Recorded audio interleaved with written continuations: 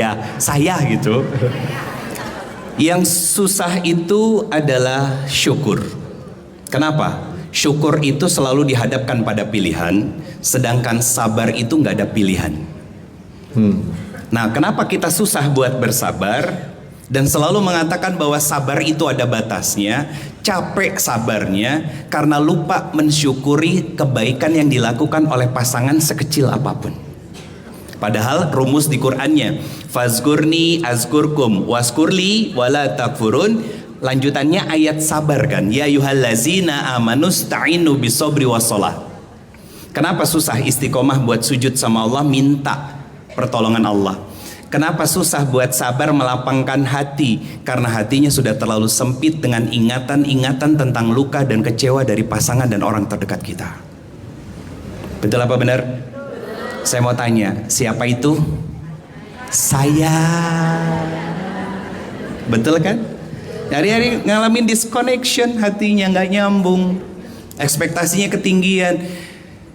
Para suami di rumah, para istri di rumah, bapak itu bukan manusia sempurna. Rata-rata orang yang kecewa dalam pernikahannya, maaf, sebagian besar mengawali pernikahan dengan pacaran. Oke? Mengawali pernikahan dengan pacaran. Akhirnya yang kelihatan kan yang manis-manis, betul ya? Begitu gedebuk jadi suaminya, kaget. Kenapa kaget? Kok papa berubah? Demi Allah bukan berubah, tapi dibuka topeng aslinya sama Allah Subhanahu wa ta'ala. Nah, itu kenapa orang yang mau nikah itu disunahkan untuk sholat istikharah. Kalaulah memang dia tetap pilihan yang Allah pilih buat kita, akhirnya ketika masalah yang datang dari dia sumbernya, kita tahu harus berlabuh kemana. Karena udah dekat dari awal sebelum nikah sama Allah. Jadi nggak mungkin mengatakan bahwa Ustadz, saya sabarnya ada batasnya, saya balik sekarang. Itu banyak banget Ustadz di komentar-komentar media sosial saya balik. Dibalik gimana? Bukankah selama ini Allah juga sangat sabar memberikan kehidupan dan rezeki buat kita? Walaupun amal kita seadanya, walaupun ketika rezeki yang diberikan dan dititipkan itu kita pakai buat maksiat, nggak semua langsung dibalas sama Allah. Apa buktinya? Hari ini kita ngomongin orang nggak dibikin sumbing. Betul kan? Allah sayang apa sayang banget sama kita?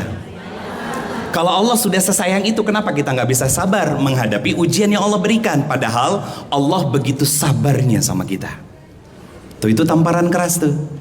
Kenapa nama Allah di Asmaul Husna ke-99? Apa namanya? As-Sabur. Apa artinya? Maha sabar. Sabar nungguin kita tobat, sabar kita sadar diri, sabar kita untuk memperbaiki diri. Bahkan Allah pun As-Sami' Al-Basir, melihat dan menyaksikan begitu sabarnya saat kita bermaksiat setiap harinya. Betul? Terus kenapa kita nggak bisa sabar dengan ujian yang Allah berikan? Padahal itu kasih sayang Allah. Lewat pasangan, lewat anak. Sekarang saya mau tanya, siapa kita sebelum menjadi sepasang suami istri dan ayah ibu? Siapa kita? Salah. Itu mindset yang salah. Makanya kita suka bingung ketika menjadi pasangan suami istri ada masalah, ketika menjadi orang tua ada masalah, suka bingung cari solusinya kemana. Sebelum suami istri kita hamba Allah kan? Betul kan? Dan selamanya hamba Allah kan? Artinya ketika kita jadi suami istri, peran hamba Allah hilang atau tidak?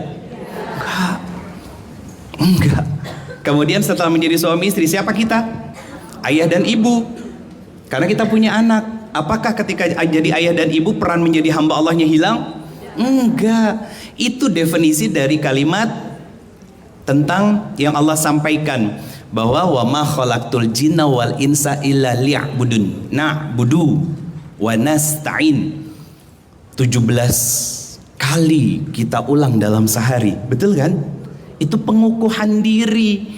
Ya Allah, aku nih hambamu. Selesai sholat, pusing saya tuh.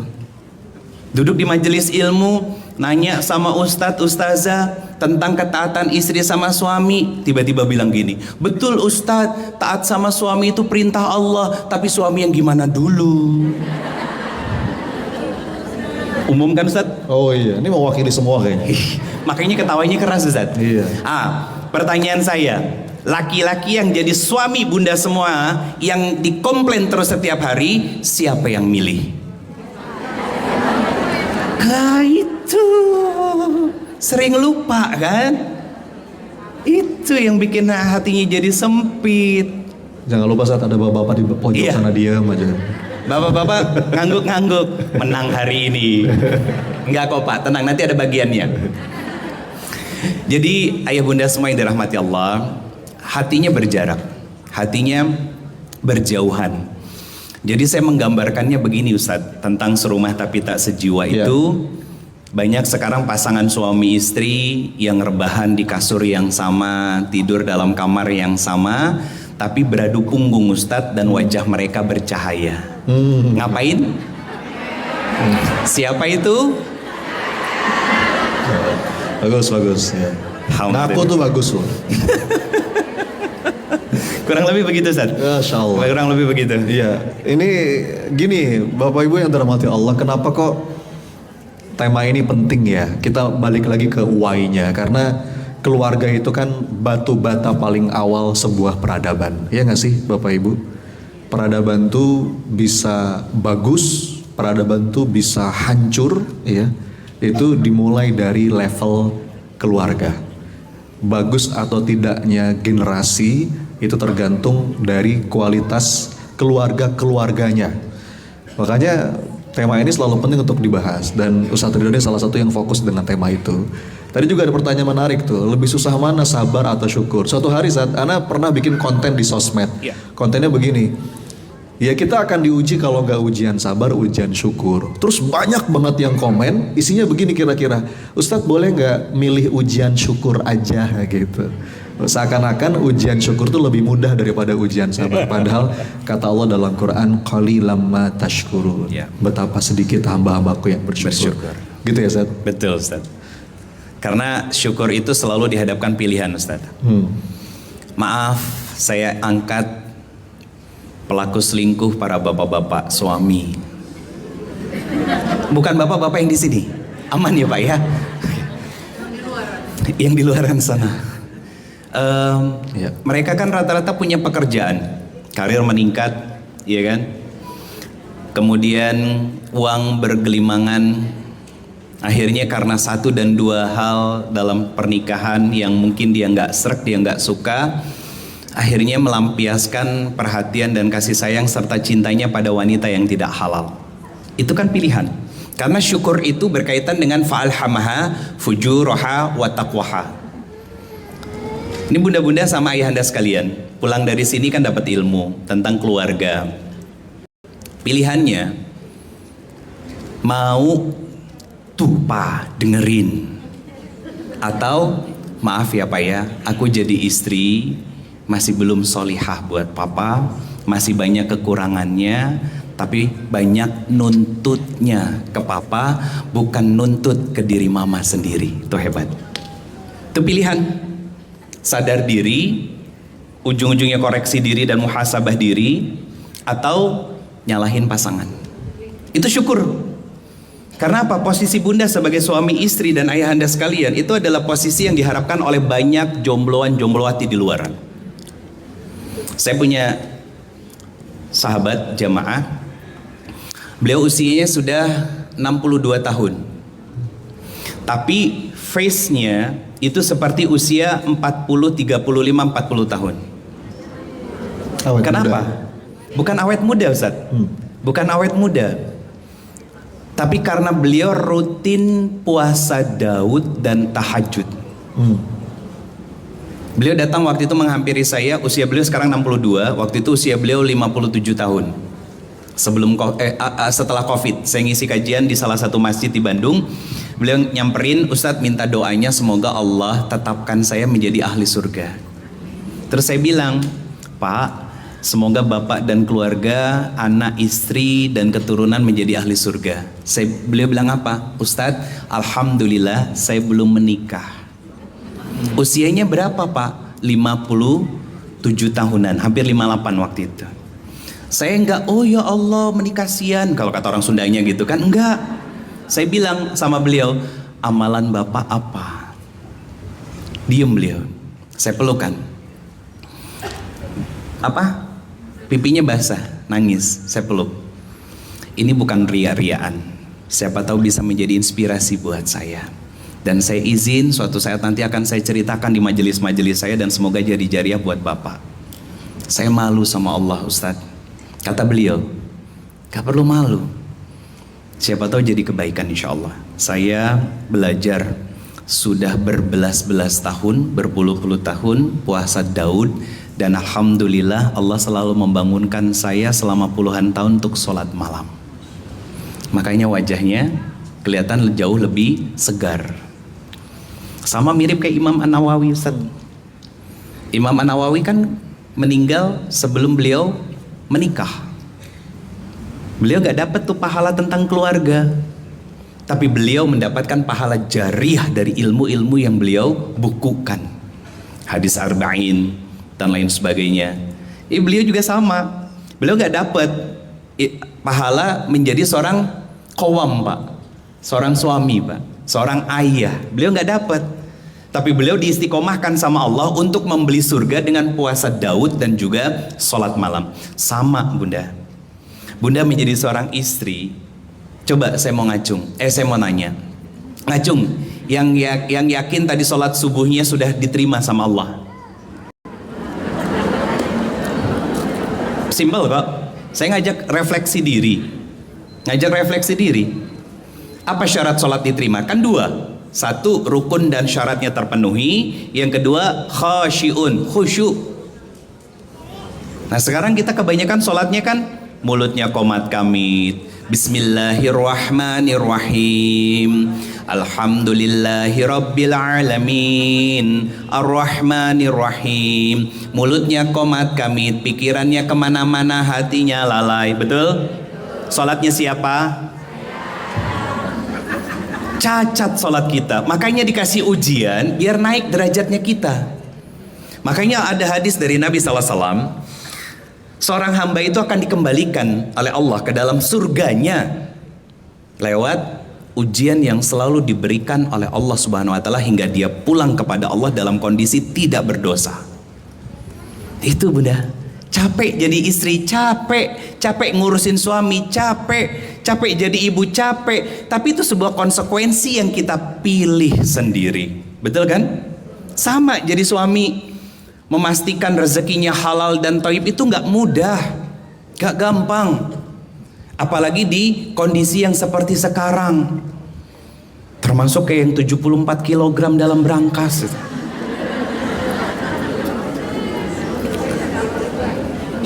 Ustadz pinggir jurang, gak apa-apa sedikit lah ya. Karena Pak, harta halal dan thayyib itu adalah sebuah tahapan awal kalau rumah tangganya mau berlimpah berkah Allah. Sekali, karena gini, sesuap saja yang haram masuk kan 40 hari 40 malam ibadahnya gak diterima. Kebayang sepiring tuh berapa suap, kebayang tumpukan uang gitu kan. Makanya konsep rezeki itu kan yang habis dimakan, habis dipakai, habis disedekahkan. Orang-orang gak akan pernah cukup Bunda. Dan kita gak akan pernah cukup kalau selalu ngikutin hawa nafsu kita. Makanya ada Quran, ada Rasulullah sebagai apa? Sebagai acuan, mercusuar kebenarannya. Kenapa yang saya ambil adalah parenting nabawiyah? Saya gak berkiblat pada barat. Saya diwasiati oleh guru saya, jangan pernah mengambil dua ilmu ini dari orang-orang yang gak pernah sujud kepada Allah. Satu, ilmu tentang kehidupan. Apa ilmunya? Tazkiyatun nafs, udah punya kita. 13 tahun Nabi mentazkiyah kan para sahabat di fase Mekah. Nah beliau punya program dari tazkiyatun nafs itu apa? Endgame. Atau apalagi Ustaz? Inner game. Endgame tuh salah, Marvel. Inner game. Beliau programnya tuh untuk mentazkiyah diri kita, biar hati makin lapang, jiwa makin tenang. Yang kedua, jangan pernah ngambil ilmu tentang keluarga dari orang yang nggak pernah sujud kepada Allah. Mohon maaf, kalau kiblat parenting kita orang Barat itu kan rata-rata mereka kumpul kebo, tahu-tahu punya anak. Apa yang mau diambilnya? Mereka aja mengawali sebuah kehidupan dengan kemaksiatan. Makanya ada ayat kul in kuntum tuhibbunallah fattabi'uni. Kalau ngaku cinta kepada Allah berarti beriman kan? Maka ingat tiba kepada siapa? Rasulullah Muhammad sallallahu alaihi wasallam. Apa yang kita dapat? Dua, yuhibbukumullah wa yaghfir lakum dzunubakum. Allah cinta sama kita. Allah cinta sama kita. Apa bukti gambaran tentang cinta yang Allah berikan kepada sebuah keluarga yang itiba kepada Nabi sallallahu alaihi wasallam dalam menjalani kehidupannya? Walau ana ahlul qura, ini surat ke-7 ayat 96. Walau anna ahlul qura amanu wattaqa la fatahna alaihim barakati minas sama'i wal ard. Kalau penduduk sebuah negeri, berarti diperkecil. Kalau keluarga-keluarga muslimin yang beriktiba kepada Nabi dan membuat imannya tumbuh dan kemudian dekat kepada Allah sehingga dia menjadi hamba yang bertakwa di sisi Allah, la fatahna alaihim barakati minas sama'i wal ard. Allah turunkan keberkahan. Apa bentuk keberkahan itu? Sakinah, kebahagiaan. Bunda, ayahanda sekalian, kebahagiaan itu bukan dicari. Saya katakan demi Allah, kebahagiaan itu bukan dicari. Kebahagiaan adalah gift dari Allah. Mau bukti? Nah, enaknya Islam, kalau kita butuh pembuktian, Islam selalu bisa membuktikan bahwa kebahagiaan itu, Pak, itu adalah pemberian dari Allah Subhanahu wa taala. Di mana buktinya? Buka Quran surat kedua ayat 189. Ini ayatnya panjang, kutipan potongan paling akhir dari ayatnya. Wattaqullah la'allakum tuflihun. Dekatlah kepada Allah, jadilah hamba yang bertakwa di sisi Allah. Upayakan dengan amal solehmu sehingga engkau dicintai oleh Allah, maka hidupmu pasti bahagia. Itu janji dari Allah. Jadi kalau sekarang kita belum bahagia, berarti bisa koreksi diri kan? Belum cukup dekat dengan Allah. Kalau rumah tangganya belum bahagia, berarti bias yang jadi tujuan pernikahan, ibadah. Berarti rumah tangganya jauh dari Allah. Dan kita kalau mau jujur, sebetulnya kan ibadah yang kita lakukan selama ini kan, maaf, hanya ritualitas saja. Hanya ritualitas saja, melepas kewajiban. Karena setiap ibadah itu muara dan puncaknya adalah ketakwaan. Takwa ada dua sifat yang dominan. Satu khauf, yang kedua roja. Khauf, takut Allah marah. Makanya tadi saya ngobrol sama keluarga besar DT Jakarta dan juga ketakmiran Masjid Al-Latif Pasaraya ini. Saya selalu punya prinsip ngaji dimanapun lebih baik nunggu daripada ditunggu. Itu prinsip saya. Karena kan Allah sendiri yang mengatakan i'malu, profesional lah, bekerjalah, berdakwalah, beramallah. Lanjutan ayatnya, Allah, Rasulnya, dan orang-orang di sekitarmu yang terlibat dalam apa yang kamu lakukan akan memberikan persaksian, termasuk pasangan. Maka Allah minta, jadi suami Pak, profesional jadi suami. Yang namanya profesional itu nuntut hak atau fokus sama kewajiban? Fokus sama kewajiban. Jadi istri profesional lah. Jangan semuanya dituntut, Ibu, Bapak. Karena kalau kebanyakan nuntut, takutnya nanti di hadapan Allah kita yang dituntut sama Allah. Itu bahaya. Banyak orang yang stres, Ustadz, ketika suaminya jadi ujian. Pertanyaannya, kenapa banyak istri yang stres ketika suami jadi ujian? Karena banyak para istri yang pengen sikap suaminya seperti ekspektasinya. Betul nggak? Pengen suami yang romantis. Gak usah kebanyakan nonton drakor. Tapi saya nonton, Ustaz. Saya nonton. Saya sudah selesai nonton film Teach You a Lesson. Saya selesai. Karena itu berkaitan dengan bullying, mental health, ya. Kemudian guru yang depresi. Saya ambil pelajarannya, tapi nggak semua film drakor saya tonton. Nah itu saya sampaikan di majelis, Ustaz. Saya sampaikan. Sekarang lagi mau nyelesain, tinggal 2 episode lagi, Detektif Kim reactivated. Kenapa seorang anak perempuan sebegitu kuatnya? Karena dekat dengan ayahnya. Ayahnya selalu hadir, walaupun ngobrolnya nggak terlalu banyak. Itu PR, Pak. Itu PR, dia bisa jaga diri. PR para ayah apa? Ngasih uang, ngasih nafkah, beliin perlengkapan sekolah, dianggap sudah selesai semuanya. Nah, itu PR-nya banyak. Makanya diminta sama Allah, apapun yang kita pilih, profesional lah, sungguh-sungguh. Jadi istri, sungguh-sungguh. Jadi suami, sungguh-sungguh. Kenapa? Bapak nggak ditanya sama Allah, kenapa istrimu begini dan begitu. Yang ditanya, bagaimana pendidikan, pengajaran, dan keteladanan yang kita berikan kepada istrimu. Ibu nggak bakalan ditanya sama Allah tentang kenapa suamimu begini dan begitu. Enggak.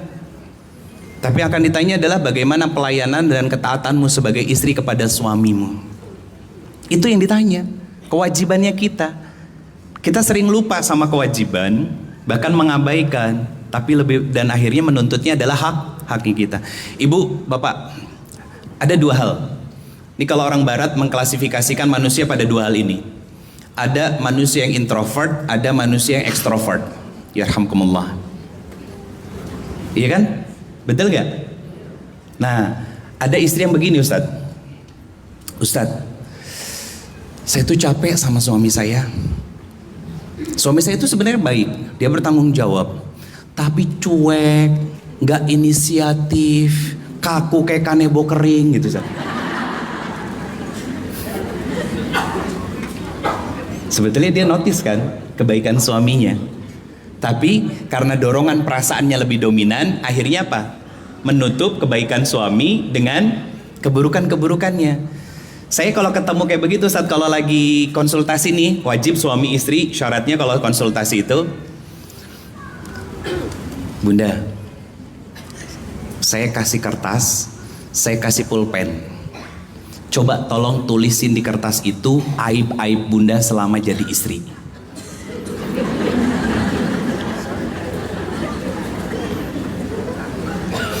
Susah kan? Bukan susah.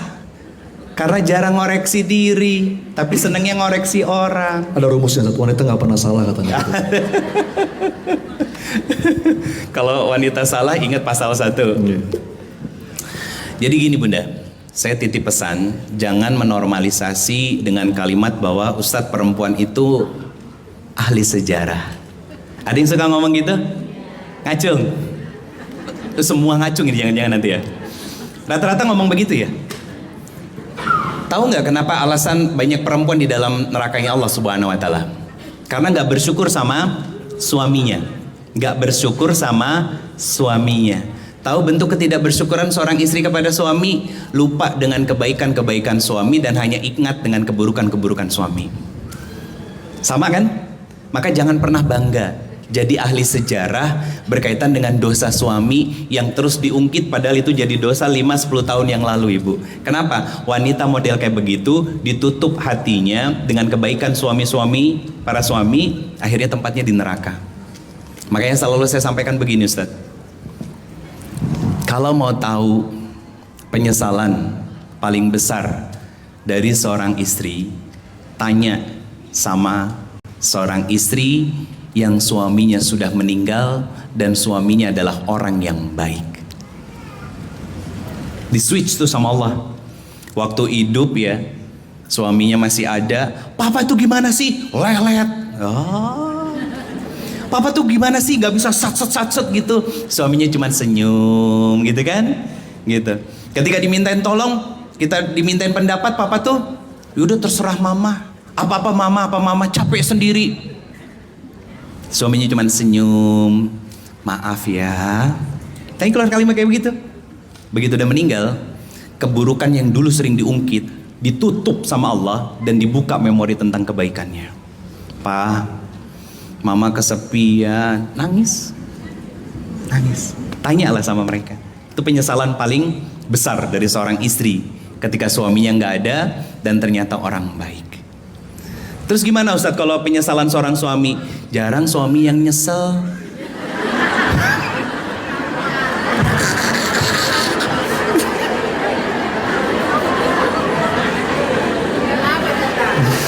kenapa jarang nyesel? Karena bunda meninggal rata-rata pada kawin lagi. Itu maksudnya. Begitu Ustaz. Masya Allah. Gini Ustaz Ridho, tadi ada satu potongan kalimat yang menarik ya. Dan ini setidaknya menurut pengamatan saya, kita tuh punya kecenderungan Ustaz. Ya. Punya kecenderungan kalau ngaji tentang hati, termasuk juga ngaji tentang keluarga, itu nunjuknya keluar diri gitu kan. Iya. Bukan nunjuk ke dalam diri. Padahal tadi tuh ada kata kunci keteladanan yang tadi disampaikan sama Ustadz Ridho. Semua perubahan itu selalu dimulai dari dalam. Makanya kata Nabi rumusnya kan ibda binafsik. Iya. Iya. You go first. Kita nggak bisa, dan kita memang pada hakikatnya nggak punya kemampuan untuk mengubah siapapun, termasuk orang-orang yang kita cintai, kecuali semua atas izin Allah. Dan nilai atau kualitas diri kita Bapak Ibu itu sebetulnya yang paling jujur kita dapat dari rumah.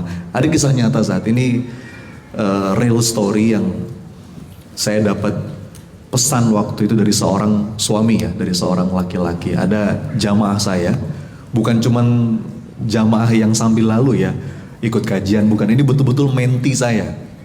Ada seorang menti saya yang setia banget. Setiap kali ada kelas saya ikut, ada kelas saya ikut, gitu kan. Gak pernah ketinggalan program yang saya bikin, pasti ikut. Kelas training, kelas mentorship, kajian-kajian, beliau selalu hadir. Dan yang bikin saya kaget itu, suatu hari suaminya WA saya, Zat. Ya, WA saya dan dengan sedikit mempertanyakan, sekaligus juga agak marah gitu ya. Intinya mereka baru sedang ada konflik lah gitu.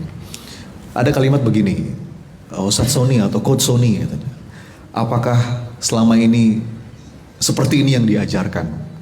Jadi intinya sang suami ini protes gitu, saat kok makin banyak belajar, makin banyak ngaji, ikut berbagai program, tapi seakan-akan di rumah itu nggak nampak perubahan kualitas akhlaknya. Intinya gitu, saat itu terus terang agak nonjok saya ya Bu, dan sampai saya katakan dalam sebuah kesempatan, Bapak Ibu yang dirahmati Allah, pihak yang paling berhak, paling awal yang berhak merasakan perubahan akhlak diri kita itu siapa? Orang dekat, pasangan. Jadi kalau kita mau tahu nilai kualitas diri kita tuh Bapak Ibu, itu nilai yang paling asli itu nilai dari orang-orang dekat, pasangan, anak, keluarga. Ya sama kayak gini nih, saya Ustadz Ridho hadir di depan Bapak Ibu. Mungkin kalau di atas panggung begini ya Ustadz ya, kelihatannya wah Ustadz Sony soleh, Ustadz Ridho soleh, orang lain kagum, oh materinya bagus. Tapi kalau sampai rumah istri saya mual melihat saya Bapak Ibu, maka demi Allah itulah nilai asli saya yang sesungguhnya. Bisa dipahami ya? Jadi kalau kita pengen ngaca tuh Bu, Pak, kalau kita pengen bercermin, itu jangan lihat orang-orang jauh. Ini sama Ibu kan saya jarang ketemu ya Bu, ngeliatnya yang bagus-bagusnya aja, ya. Bukan dilihat di kantor, oh di kantor mungkin kita dihormati, disegani, tapi lihat, kalau kita pengen mengidentifikasi ya Bu, ya Bapak juga termasuk ini, nilai asli diri kita itu, lihat bagaimana pasangan kita memandang kita, anak kita memandang kita. Makanya kan kata Nabi hadisnya, sebaik-baik kalian adalah yang paling baik kepada keluarganya. Jadi ini tema yang fundamental sekali. Dan balik lagi ya Bapak Ibu, saya ingin disclaimer gitu, kalau ngaji tentang hati, ngaji tentang keluarga, langsung tuh nunjuknya ke sini, bukan ke siapapun, karena perubahan itu selalu dimulai dari dalam. Masih ingat kalimat yang sering saya kutip, the only way out is in. Coba diulang, gimana? Apa artinya? Dilarang buang sampah sembarangan ya. Saya ada satu syair nih, saat ini menurut saya penting untuk jadi disclaimer kita bareng-bareng. Ini syairnya bagus, mungkin Bapak Ibu udah pernah dengar. Ini sebuah tulisan klasik dari seorang bijak ya, yang saya suka banget sama syair ini, sama kalimat-kalimat di syair ini. Kalimat itu begini, Dulu ketika aku muda, aku ingin mengubah dunia. Wah, namanya anak muda ya bu, bagaimana nih dunia ini berubah. Kemudian setelah aku bertambah usia, aku sadar gak mudah untuk bisa mengubah dunia. Maka aku putuskan saja, aku ingin mengubah negara. Bagaimana kita mengubah Indonesia, misalnya gitu ya bu. Kemudian umurku bertambah, aku semakin dewasa, dan aku pun sadar ternyata gak mudah untuk mengubah negara. Maka ya sudahlah, aku putuskan saja, aku ingin mengubah kotaku. Ya. Gimana nih, Jakarta berubah dengan keberadaanku. Bagaimana Bandung berubah? Ibu tinggal di mana? Sebutkan. Aku ingin mengubah kota. Aku semakin tua, dan aku semakin dewasa, hingga akhirnya aku sadar ternyata mengubah kota juga gak mudah. Jadi ya sudah, aku putuskan aku ingin mengubah keluargaku saja.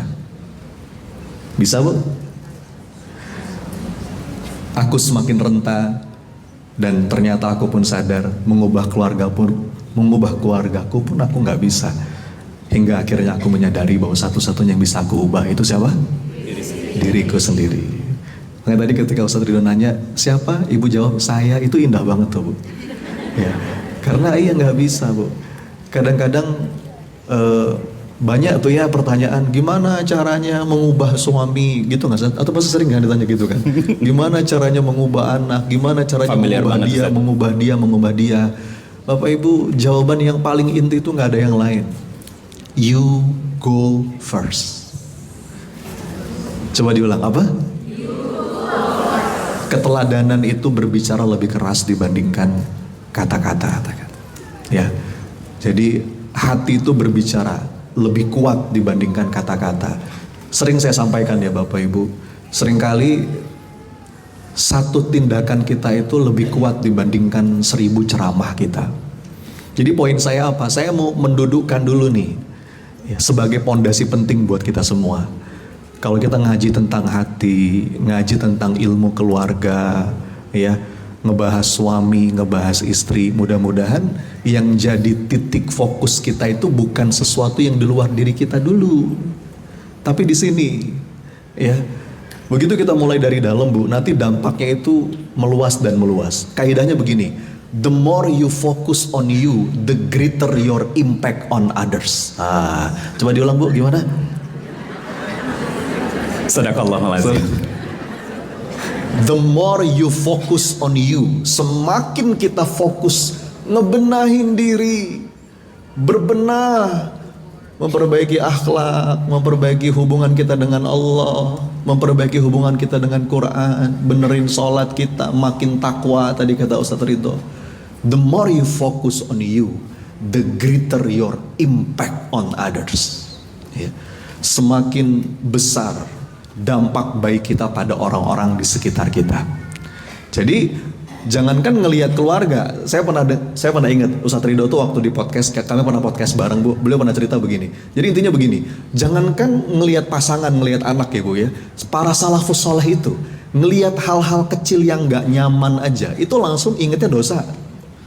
Ya, diriwayatkan dalam beberapa riwayat, ngelihat tikus yang mengganggu di rumah, ngelihat lalat, itu langsung ingetnya dosa. Apalagi ngelihat anak kok begini, ngelihat pasangan kok begini. Anda inget tak cerita antum yang ketika anak antum itu futur gitu ya, nggak mau ngafalin Quran.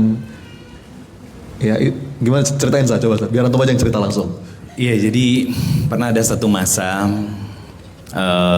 si kecil, usianya 12 tahun sekarang bunda, Aisyah namanya.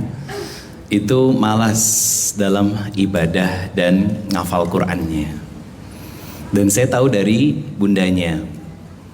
Apakah langsung saya hakimi, kakak nggak boleh kayak gitu, udah disekolahin mahal-mahal? Enggak. Saya langsung meluk istri saya. Yang saya katakan adalah, sayang, ayah yang salah. Kayaknya ada kemaksiatan yang ayah lakukan. Yang sadar nggak sadar, itu terjadi. Yuk kita perbaiki diri dulu. Itu yang selalu saya tanamkan sama istri saya. Dan ini berkaitan Ustadz sama nasihat Imam Hasan Al-Basri. Betul yang disampaikan sama Ustadz Sony. Makanya kalau bahasa saya, siapa kita? Hamba Allah. Itu diri kita. Maka mulai dari diri kita.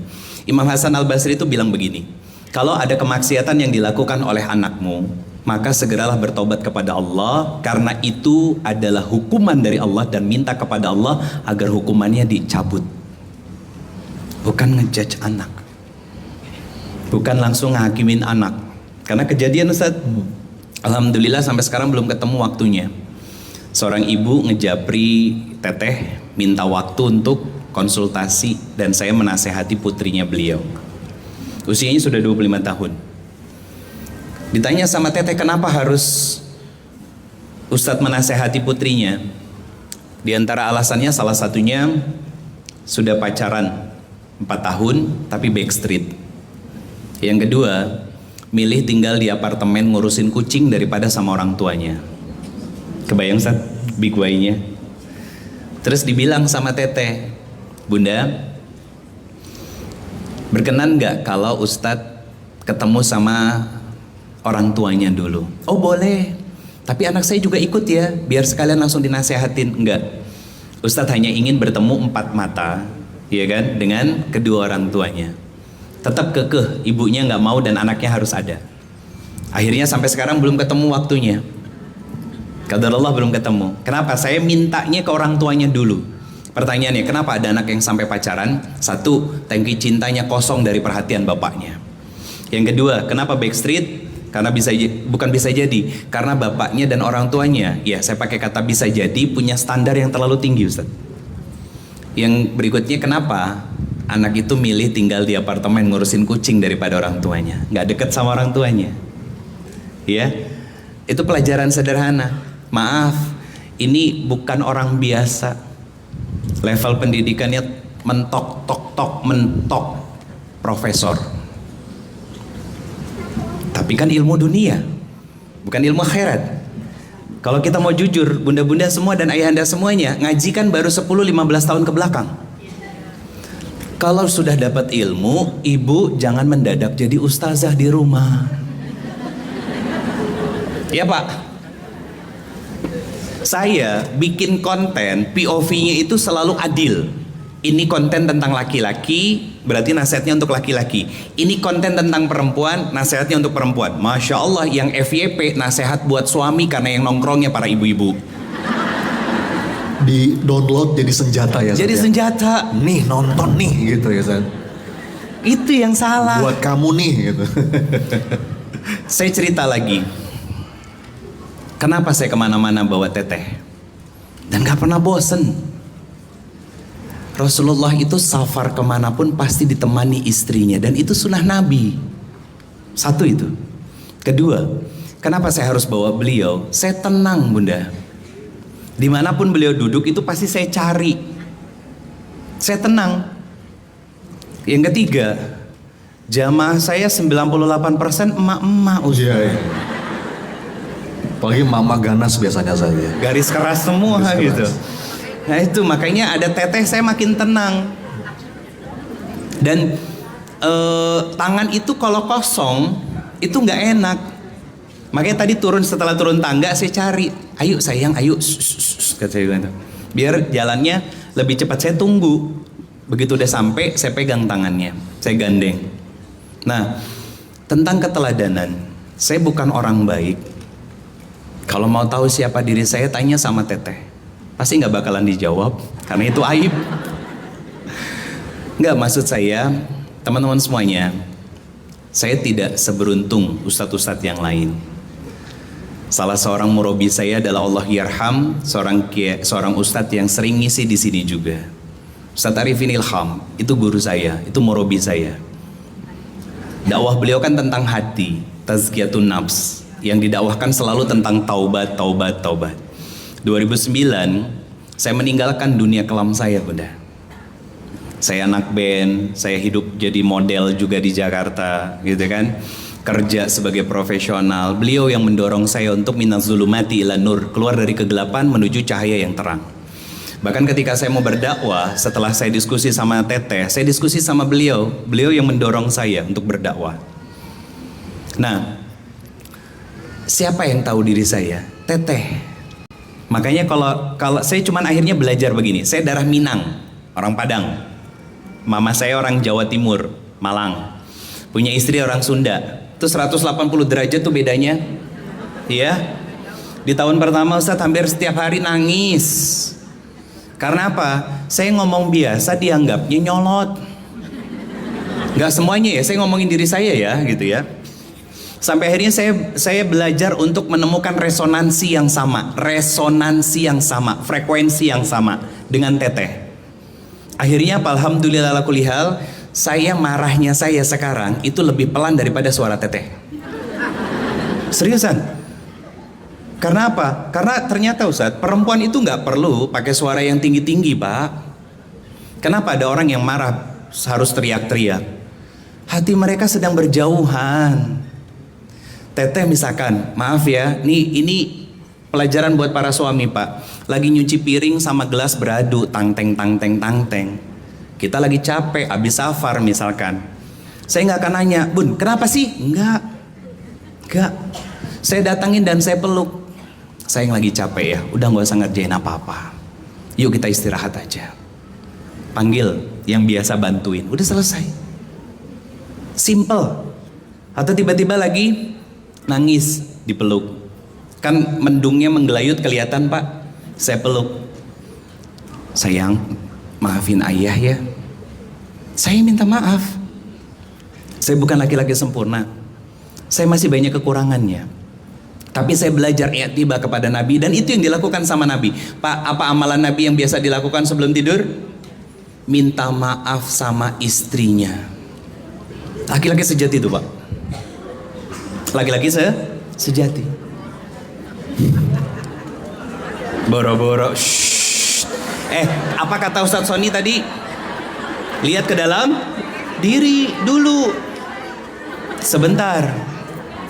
Bunda,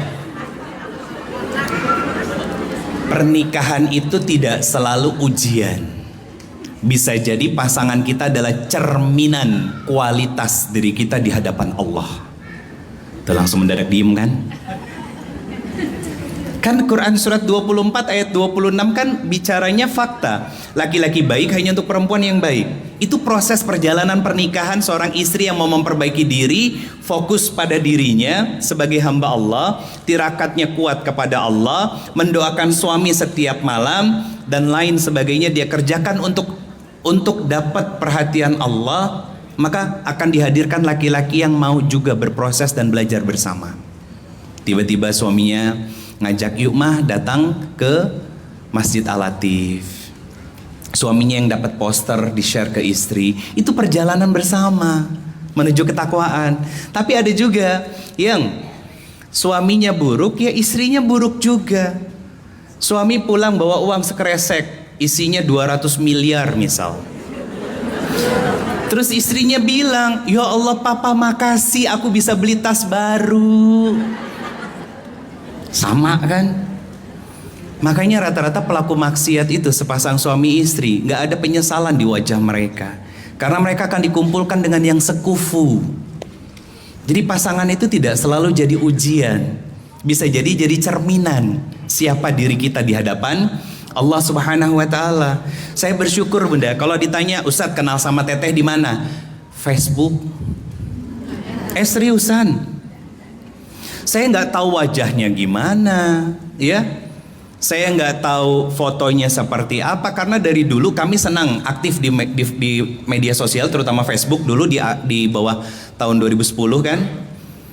Saya senang nulis, Teteh senang nulis, sama-sama jadi admin sebuah grup gitu kan. Tahu Teh Hanina Az-Zahra, tapi nggak pernah tahu orangnya kayak gimana. Singkat cerita, beliau cerita kalau mamahnya mimpiin saya padahal belum pernah ketemu.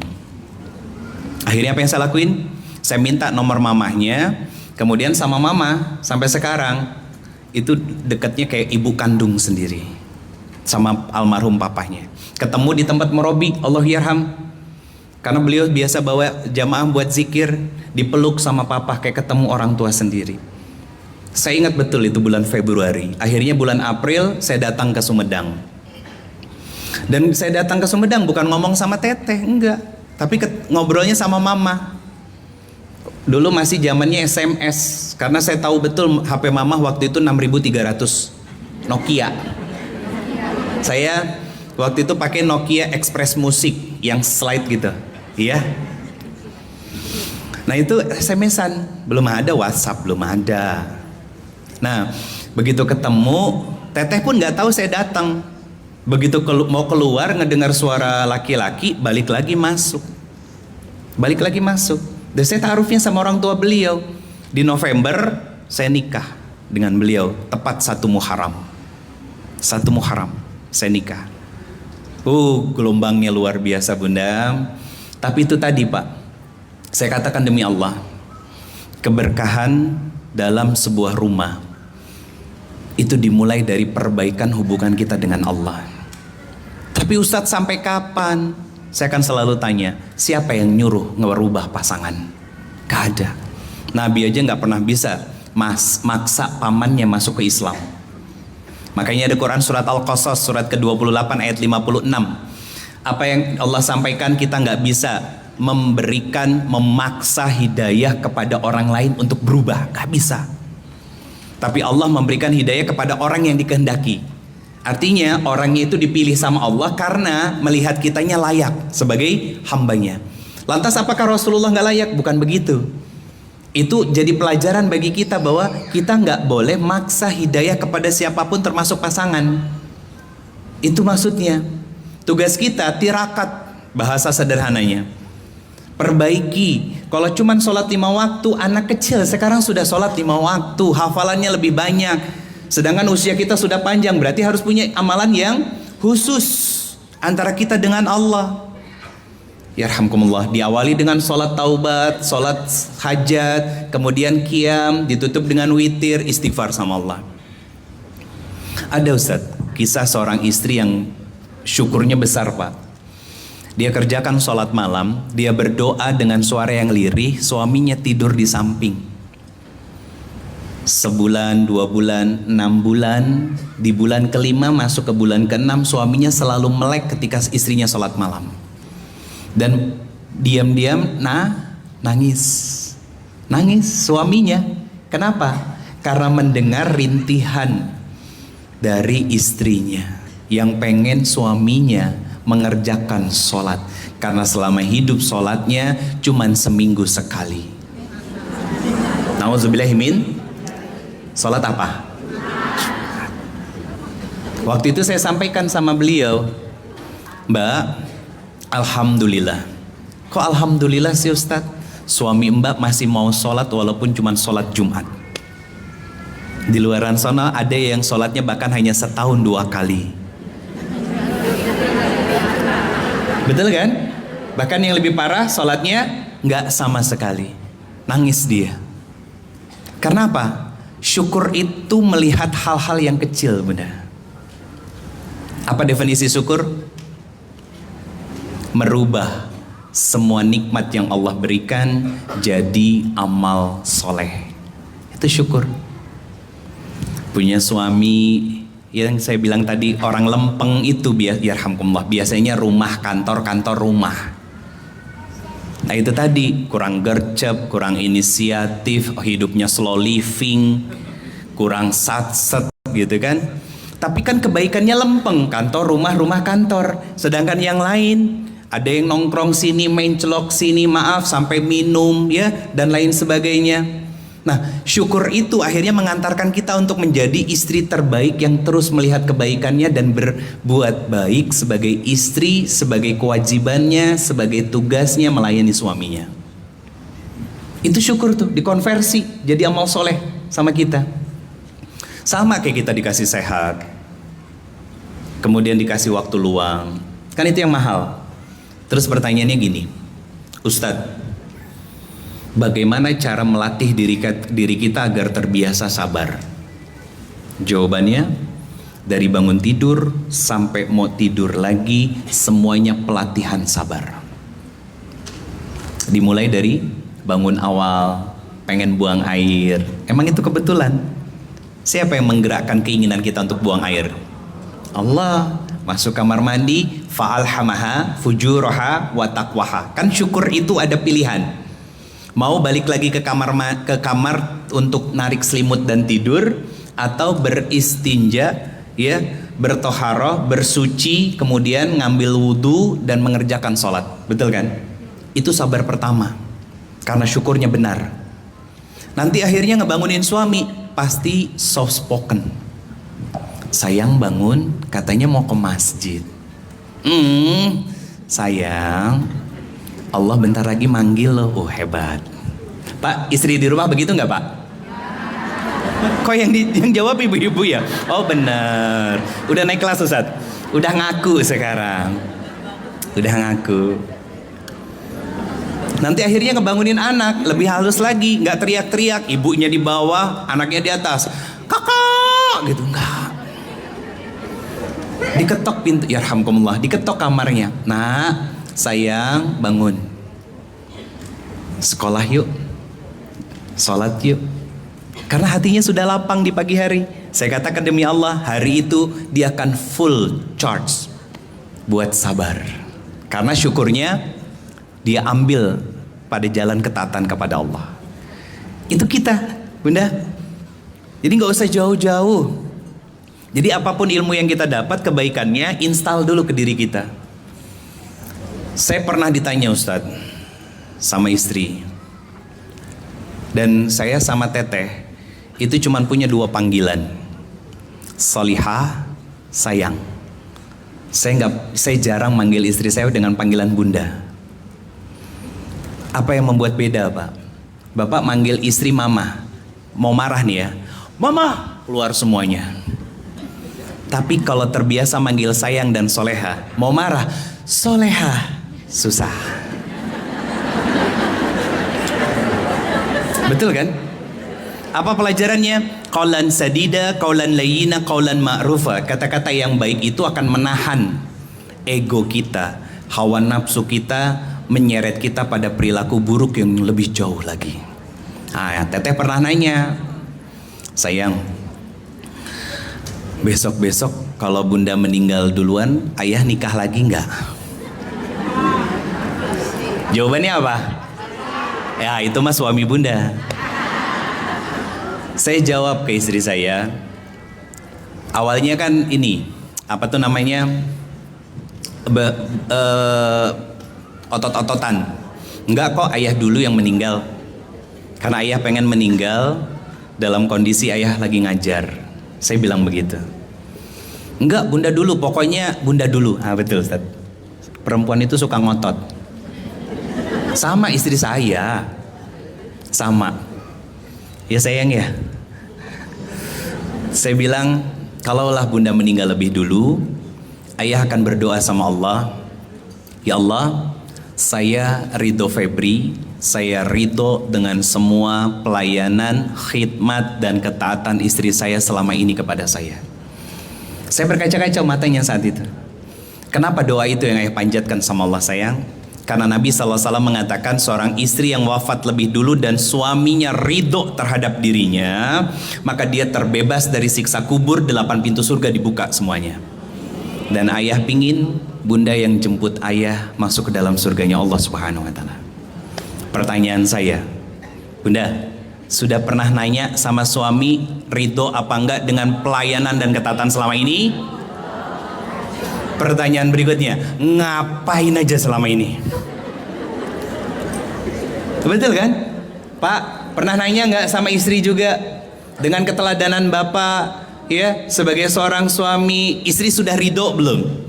Nah itulah pentingnya melihat segala sesuatu itu dari dalam dulu, untuk kita dapat validasi lewat pasangan.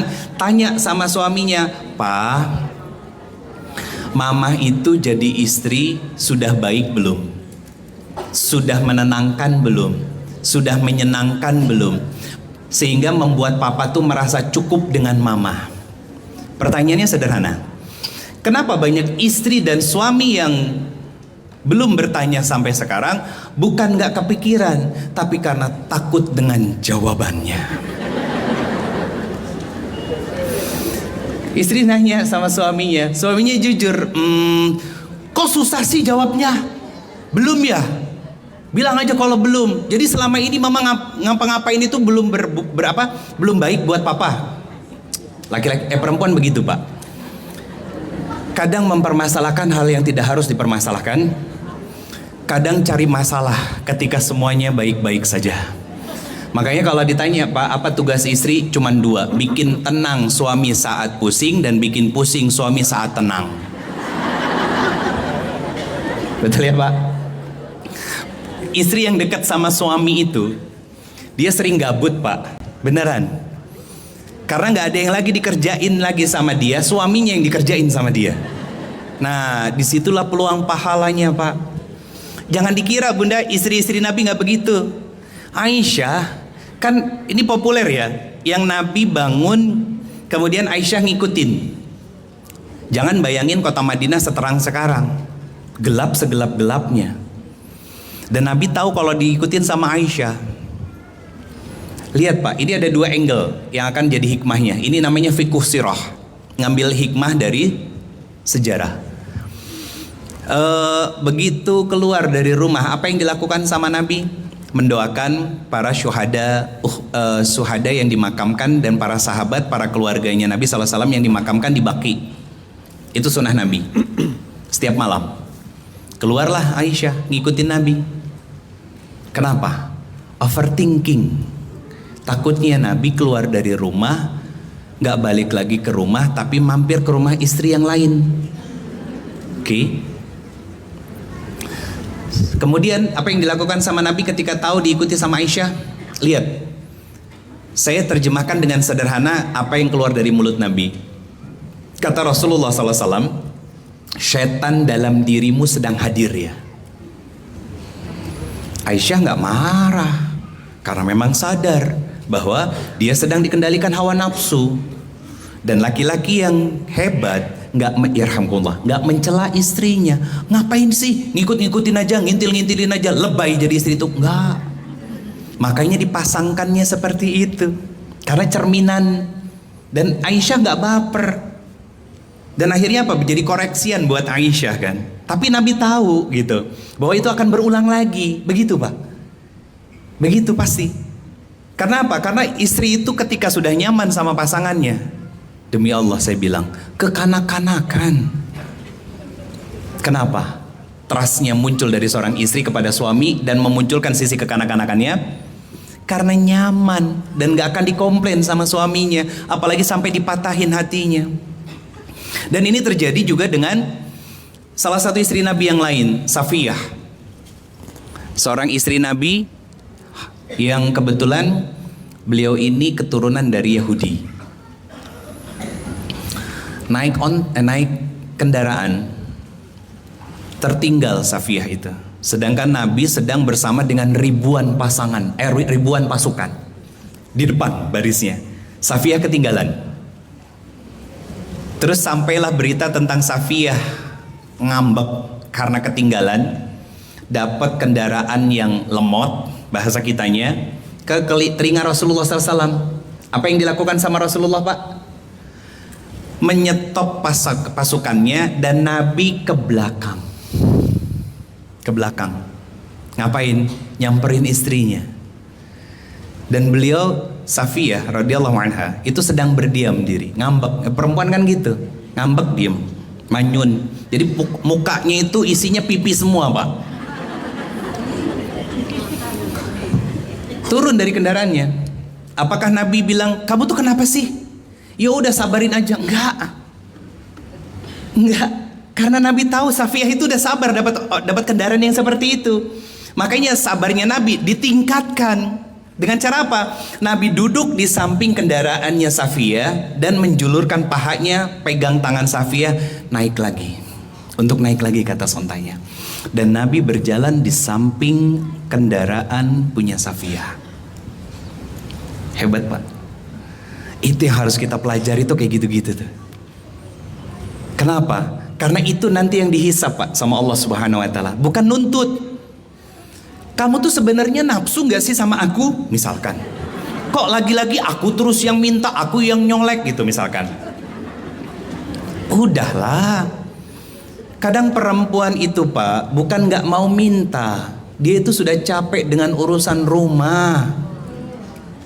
Betul apa benar? Yang dipikirannya sama dia itu adalah kasur, istirahat, tahu suaminya di samping, selesai. Tapi kalau dicolek Pak, langsung greng. Itu perempuan, kan dapat pahala dua-duanya. Suami memulai dulu, dapat pahala. Istri menyerahkan dirinya, berpahala. Betul kan? Dua-duanya diberkahi oleh Allah. Puas, selesai. Selesai Pak. Besok pagi happy lagi, bahagia lagi. Sesimpel itu. Makanya kalau ditanya apa yang harus dilakukan agar rumah menemukan kesejiwaan lagi, hal yang pertama yang harus kita pegang adalah mengingat kembali apa yang jadi komitmen pernikahan. Buat ibadah, katanya, teorinya begitu. Pertanyaan saya, faham esensi ibadah? Enggak. Ibadah dalam pernikahan itu ada 3 esensinya. 1, makin dekat sama Allah. 2, merasa tenang. 3, merasa nyaman. Apa maksud makin dekat dengan Allah? Ketika pasangan jadi ujian, bukan menyalahkan mereka, tapi koreksi diri dan perbaiki hubungannya dengan Allah. Pernah dengar gambaran tentang piramida yang di atasnya Allah, kanan suami, kiri istri. Ketika suami mendekat sama Allah, istri mendekat sama Allah, maka makin sejiwa.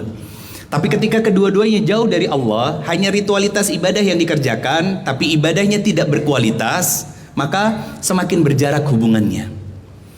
Dan akhirnya apa? Ketika ada masalah, saling nyalahin satu sama lain. Bukan saling koreksi diri, bukan saling introspeksi diri. Nah yang kedua, tenang. Kenapa? Karena segala ujian dan masalah itu pasti akan ada ujungnya. Sebagaimana nikmat dan kelapangan pasti akan ada habisnya. Ada habisnya kelapangan dan nikmat itu. Kapan? Wafat. Kita akan diwafatkan sama Allah ketika rezekinya sudah disempurnakan kan? Nah nanti tinggal apa yang kita lakukan dengan semua yang diberikan oleh Allah itu, melapangkan kubur kita atau menyempitkan kubur kita. Yang ketiga, merasa nyaman. Tenang, suami pergi, gak perlu langsung bentar-bentar VC gitu kan, bentar-bentar pap, sayang pap dong di mana gitu. Itu bukan lebay, bukan. Itu pasti ada trauma yang dirasakan sama dia. Nah kalau ngobrolnya sudah baik, komitmennya kembali kuat, maka yang terjadi apa? Dekat dengan Allah, dititipin sama Allah. Tutup pintu, suami sudah pergi, ngamparin sejadah. Selesai sholat, ya Allah, saya titipkan suami saya. Dia sedang bekerja, dia sedang mencari nafkah, maka pastikan setiap nafkah yang dibawa oleh dirinya adalah nafkah-nafkah rezeki-rezeki yang halal dan thayyib. Dan jangan pernah palingkan pandangan dan hati suami saya kecuali pada hal-hal yang kau ridhoi. Pertanyaan saya, pernah doain suami kayak begitu?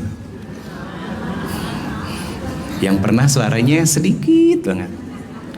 Iya. Itu udah lepasin, tenang, nyaman nanti ketika pulang juga kan. Akhirnya satu sama lain melepaskan kerinduan. Jadi komitmennya dikembalikan lagi. Yang kedua, komunikasinya diperbaiki. Pola komunikasi Pak, Ibu, ada 2. 1, tahu caranya. 2, tahu waktunya. Tahu caranya, tahu waktunya.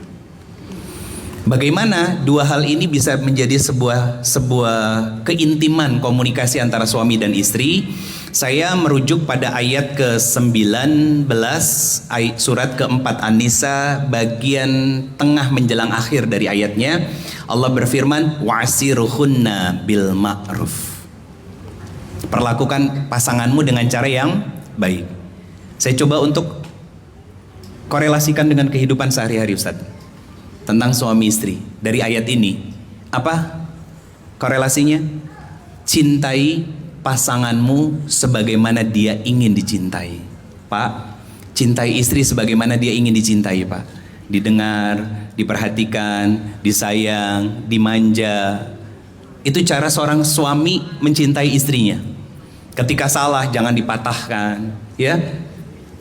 Karena Aisyah tuh pernah bikin Nabi SAW tuh marah sampai wajah Rasulullah tuh memerah. Saking takutnya Aisyah berbalik badan, membelakangi Nabi. Apa yang disampaikan sama Nabi? Ya Khumairah, balikkan tubuhmu. Dengan kondisi takut, balikin badan. Apa yang dilakukan sama Nabi, Pak? Memarahi Aisyah? Enggak. Apa yang dilakukan Nabi? Memeluk Aisyah dan membisikkan di telinganya Aisyah, seketika amarahku hilang saat memelukmu. Tuh, wa'asiruhun nabil ma'ruf, Pak. Memperlakukan istrinya selayaknya dia ingin dicintai. Ibu, bagaimana kalimat dari ayat tadi realisasinya peran ibu sebagai istri? Cintai suami sebagaimana dia ingin dicintai. Jangan meninggikan suara. Minta tolong jangan pakai kalimat perintah. Sisi qawamah di dalam rumah jangan diinjak-injak. Berikan porsinya. Akui, kemudian validasi, kemudian segala kebaikannya puji. Makasih ya Pak, udah jadi ayah yang hebat.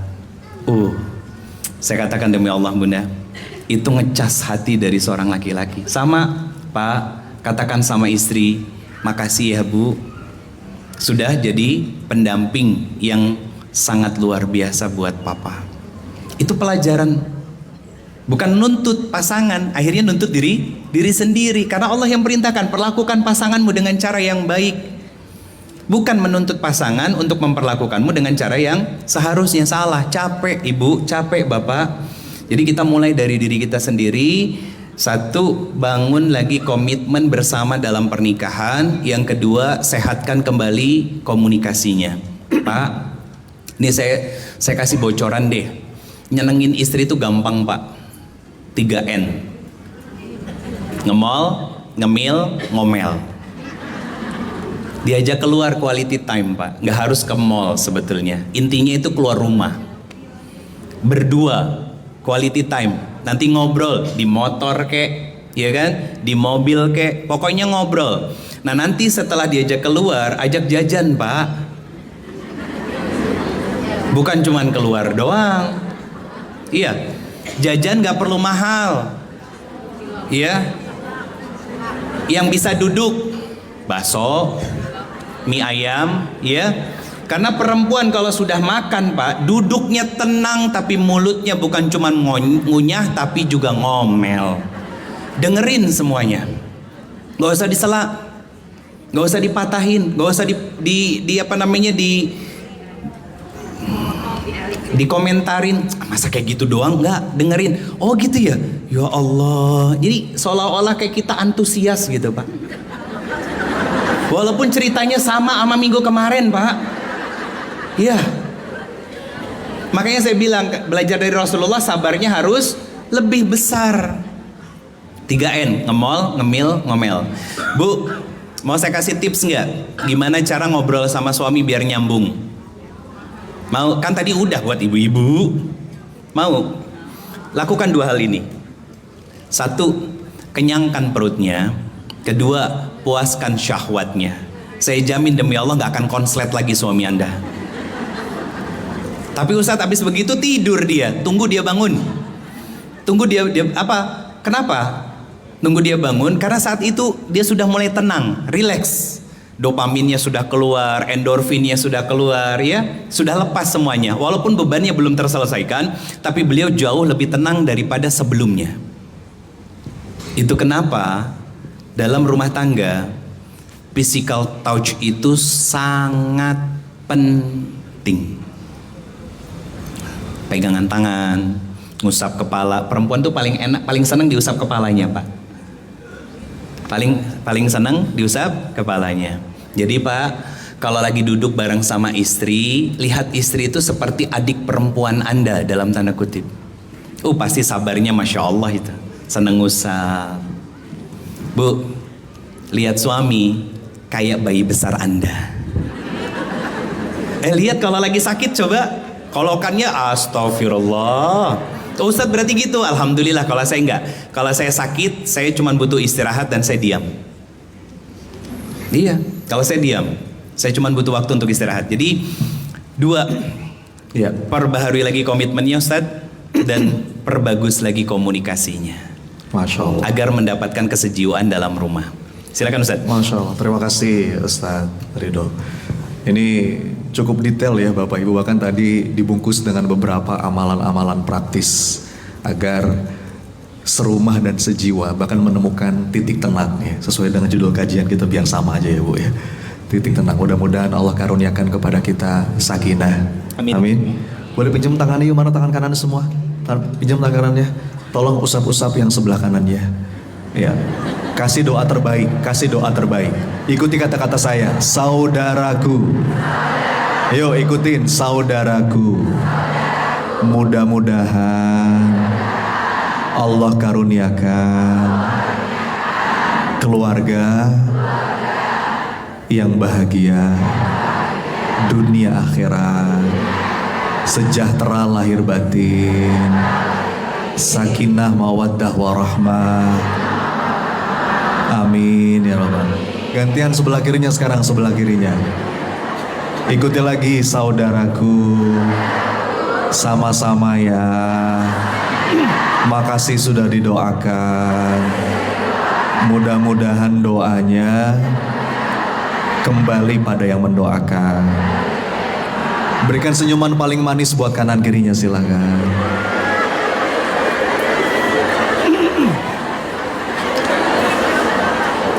Ya, Bapak Ibu, udah banyak sekali tadi yang disampaikan oleh Ustadz Ridho, bahkan sampai kepada amalan-amalan praktis yang bisa kita lakukan ya.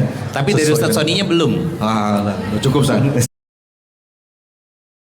Jangan. Tapi dari Ustadz Soninya belum. Nah, cukup Ustadz. Jangan Ustadz. Jadi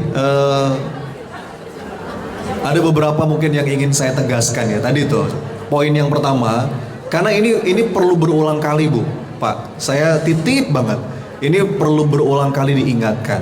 Biasanya yang saya temui di lapangan gitu ya, kalau kita habis ikut kajian temanya keluarga, itu langsung nunjuknya tuh ke pasangan tuh sampai lupa nunjuk diri. Semakin ingin, gini, ada sebuah kaidah penting nih Bapak Ibu. Ikuti ya. Ikuti saya. Semakin batin memaksa, yuk. Semakin berat terasa. Bu, makin dipaksa, makin susah, betul nggak? Buktiin aja. Saya mau nanya sekarang, Bapak Ibu punya nggak seseorang yang ingin sekali Anda ubah, tapi semakin Anda ingin mengubahnya, semakin dia nggak mau berubah? Ada kan?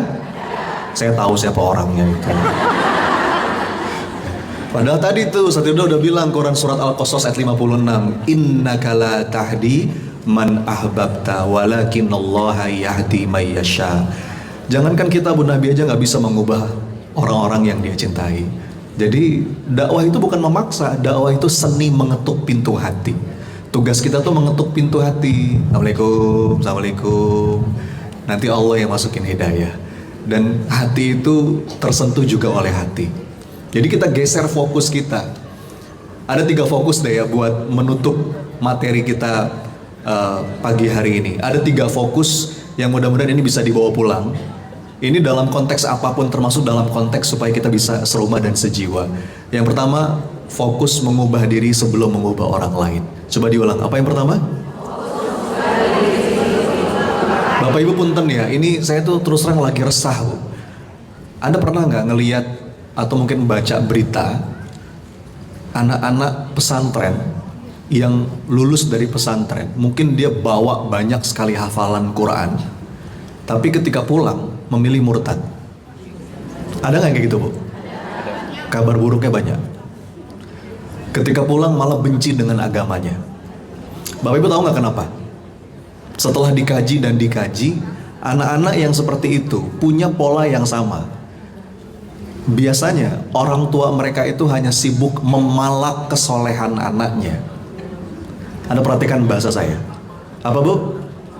Memalak kesolehan anaknya. Orang tuanya cuma jadi pemalak aja, tapi dia nggak betul-betul sungguh-sungguh membangun kesolehan itu dalam dirinya. Ya, nggak bisa Bu. Kita mau nitipin anak ke pesantren terbaik manapun, tapi kalau kita nggak sungguh-sungguh berjuang menempa diri untuk jadi soleh-solehah itu nggak bisa. Jadi sudah, ini Saya balikin lagi nih, supaya semua yang kita dengar ini, yuk kita mulai dari diri. Makanya saya sering bilang ya, saya nggak pernah khawatir tuh dengan isu kenakalan anak, kenakalan remaja. Saya nggak pernah khawatir Bapak Ibu. Yang saya khawatirkan kenakalan orang tua. Dan itu gak sadar. Dan itu seringkali nggak sadar, Zat. Ini kisah nyata ya, Zat. Waktu saya kemarin ke Melbourne, Bapak Ibu, hampir sebulan saya di Australia. Saya keliling ke 5 kota, ke Sydney, ke Brisbane, Melbourne, Perth, ya, ke Gold Coast waktu itu. Waktu saya di Melbourne itu ada, ini sering saya ceritakan ya, ada satu komunitas Muslim solid, komunitas Muslim Indonesia, namanya Baitul Makmur. Kemarin baru diresmikan masjid di sana oleh Pak Yusuf Kalla. Saya mampir ke sana, dijamu luar biasa. Ada cerita dari seorang ustadz di sana. Ini serius Bapak Ibu. Ustadz cerita begini, pernah ada seorang bapak yang menitipkan 2 orang anaknya, laki-laki dan perempuan, ke masjid itu. Jadi bapak itu datang sama 2 orang anaknya. Ustadz, titip ya Ustadz, ini Ustadz, anak saya ini Ustadz, baru mulai kuliah di Melbourne, laki-laki dan perempuan. Mudah-mudahan ya Ustadz ya, ya bisa ikut kegiatan lah di masjid, daripada main-main yang gak jelas, mendingan sibuk di masjid. Oh iya Pak, insya Allah ini terbuka untuk semua, apalagi orang Indonesia, kita di sini cukup solid. Dah, kata Ustadz itu, saya pikir cuma basa-basi. Kenapa? Karena setelah hari itu dia gak pernah datang lagi. Gak pernah datang lagi. Baru datang lagi 3 tahun kemudian. Datang lagi, nangis-nangis si bapak ini. Ustadz, dibawa 2 orang anaknya tadi. Setelah 3 tahun kemudian ibu, Ustadz, aduh Ustadz, saya bingung, saya udah capek Ustadz. Ini anak-anak saya kuliah yang jauh-jauh, bukannya bener malah hancur Ustadz. Kenapa Pak? Ini Ustadz, yang laki-laki ini Ustadz, narkoba. Pusing saya Ustadz. Ini yang perempuan hamil Ustadz. Saya udah capek ceramahin mereka. Tolong Ustadz bilangin, anak-anak saya bilangin. Itu Bu, 2 orang anak ini Pak, udah dibawa ke ruangan khusus, udah siap-siap diceramahin tuh sama si Ustadz ini. Kamu nih gimana sih, bapak kamu jauh-jauh ngulihin kamu di sini, kamu malah begini. Anda tahu nggak? Dari raut wajah 2 anak itu nggak ada sedikit pun rasa bersalah. Enteng aja gitu. Dia malah ngomong, Ustadz, take it easy man, gitu. Maksud kamu gimana? Perhatikan Bu, apa kata anaknya? Ah Ustadz, kayak kita nggak tahu aja. Bapak juga make. Bapak juga main perempuan. Ustadz yang tepok jidat Bu. Impas dah Bu. Nggak usah pusing. Wah, gimana nih anak supaya solehah? Ikhtiarnya ada. Mungkin ikhtiarnya kita titipin ke guru yang baik, pesantren yang itu ikhtiar. Tapi Bu, enggak. Jurus paling inti kalau pengen punya anak yang soleh, soleha, pasangan yang soleh, soleha, you go first. Ibda binafsik. Mulai dari diri. Ya, fokus mengubah diri sebelum mengubah orang lain. Dan tadi yang pertama ya, yang kedua, fokus pada apa yang ada dalam kendali kita, bukan apa yang di luar kendali kita. Yang di luar kendali kita serahkan kepada Allah. Ya, kalau kita cuma nanti suami begini, tugas kita pokoknya dalam kendali kita apa di rumah kita berikan tadi itu servis terbaik buat suami. Tadi kata Ustadz Ridho, kenyangkan perutnya, puaskan syahwatnya, pokoknya kasih the best service ever. Perkara di luar sana titip ya Rob. Ya, udah tahu kan doa nitip suami kayak gimana Bu? Gimana doanya? Mau saya ajarin nggak? Doanya begini, ya Allah titip mata suami hamba ya Rob. Kalau macam-macam ambil saja ya Allah. Dosa-dosanya saya belum selesai. Titip jagain ya Rob. Kalau ada apa-apa tunjukkan gitu, nggak usah pakai curiga, nggak usah pakai cemas. Dia Allah sebaik-baik penjaga. Fokus pada apa yang dalam kendali kita. Saya sering dapat curhat nih belakangan waktu ini. Aduh Ustadz, anak saya udah mulai bergaul sama orang ateis begini. Gimana caranya Ustadz supaya ngejaga dia? Udah, you go first. Nanti mengalir tuh, ruh, energi ketaatan itu mengalir. Kemudian fokus mulai dari hal-hal yang kecil. Tadi tuh apa yang diajarkan Ustadz Ridho tuh kayaknya hal-hal yang kecil Bapak Ibu. Tapi itu kunci banget. Ada sebuah kaidah begini ya. Kunci untuk bisa rumah tangga itu kuat, sekaligus yang bikin rumah tangga itu hancur, tahu nggak apa? Perhatikan kalimatnya. Small things often. Coba diulang, apa? Small things often. Apa artinya? Hal-hal kecil tapi sering. Bu, punten ini ya. Kunci untuk punya hubungan yang kuat, sekaligus juga sebab yang bikin hubungan itu hancur, itu hal-hal kecil tapi sering. Ya. Yang kecil tadi tuh, muji pasangan, mudah minta maaf, itu kayaknya hal kecil. Tapi kalau sering kita lakukan, itu menguatkan koneksi. Begitu pula, kayaknya hal kecil, pasangan ngomong gak kita hargain. Punten ya Bu ya Pak, perselingkuhan itu puncaknya aja. Tapi seringkali perselingkuhan itu dimulai dari hal-hal kecil yang dilakukan dan sering.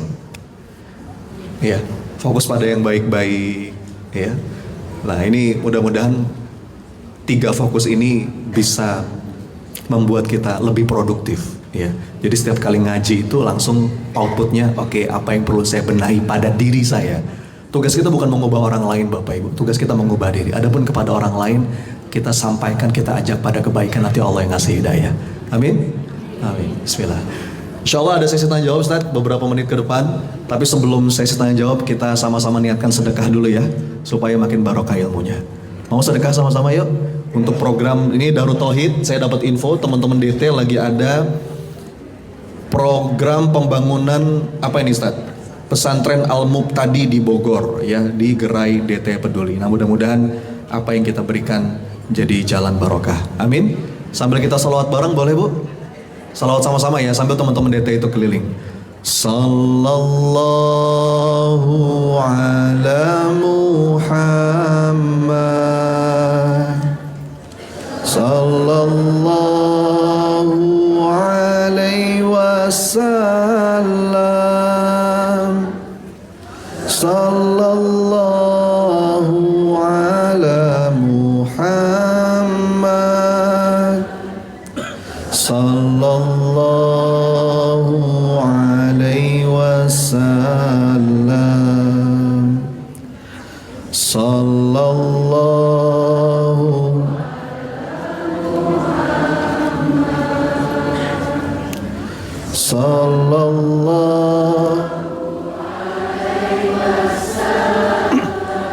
Ya Allah, terima sedekah kami.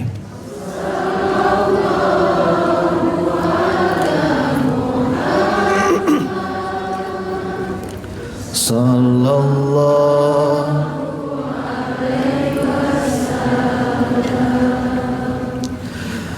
Anta syamsun anta badrun anta nurun fawqa nurin anta syamsun anta badrun anta nurun fawqa nurin anta isirun wa ghali anta misbahus suduri sallallahu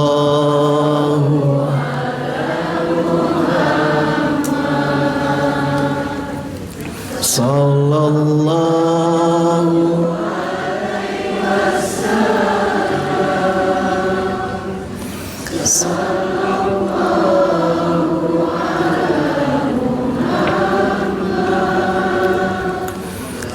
sallallahu alaihi wasallam.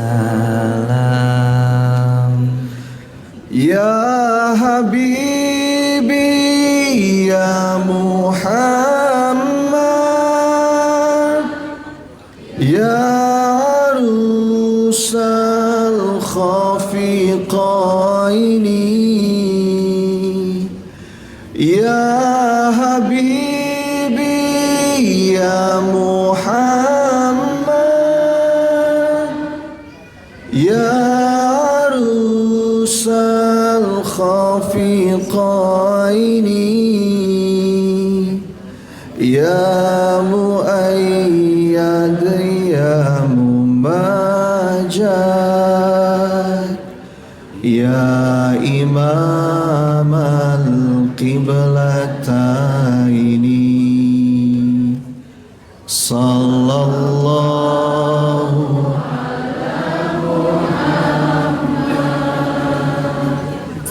صلى الله على